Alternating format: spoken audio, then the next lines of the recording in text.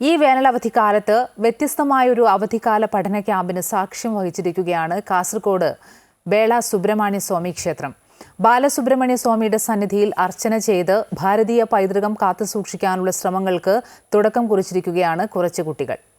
ഈ അവധിക്കാലത്ത് ട്യൂഷൻ ക്ലാസുകൾക്കും കളിക്കും അവധി നൽകി തങ്ങളുടെ 10 ദിവസം പാരമ്പര്യ മന്ത്രപൂജാ പഠനത്തിനു വേണ്ടി മാറ്റിവച്ചിരിക്കുകയാണ് ഈ കുട്ടികൾ. അഖില കേരള തന്ത്രി സമാജം ഉത്തരമേഖലയാണ് കുട്ടികൾക്കായി അവധിക്കാല പൂജാ പഠന ശിബിരം സംഘടിപ്പിച്ചത്. 7 വയസ്സു മുതൽ 15 വയസ്സുവരെയുള്ള 27 കുട്ടികളാണ് 10 ദിവസത്തെ ക്യാമ്പിൽ പങ്കെടുത്തത്. നിത്യകർമ്മങ്ങളുടെയും പൂജകളുടെയും അടിസ്ഥാന പാഠങ്ങൾ ഏറാഞ്ചേരി ഹരിഗോവിന്ദൻ നമ്പൂതിരി കുട്ടികൾക്ക് പഠിപ്പിച്ചു നൽകി.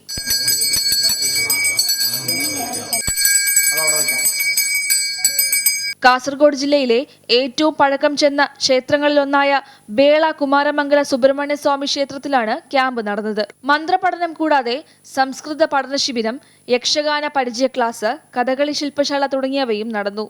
അതോടൊപ്പം വിവിധ വിനോദ പരിപാടികളും വ്യക്തിത്വ വികസന ക്ലാസുകളും കുട്ടികൾക്കായി സംഘടിപ്പിച്ചു. ആധുനിക പഠനക്രമത്തോടൊപ്പം തന്നെ പാരമ്പര്യമായി സിദ്ധിച്ച അറിവുകളും കുട്ടികൾക്ക് പകർന്നു നൽകുകയാണ് ക്യാമ്പിന്റെ ലക്ഷ്യമെന്ന് തന്ത്രി സമാജം ഭാരവാഹികൾ അറിയിച്ചു. ഇടനീർ മഠാധിപതി സച്ചിദാനന്ദ ഭാരതി സ്വാമിജി കുഞ്ഞുങ്ങൾക്ക് സർട്ടിഫിക്കറ്റുകൾ വിതരണം ചെയ്തു.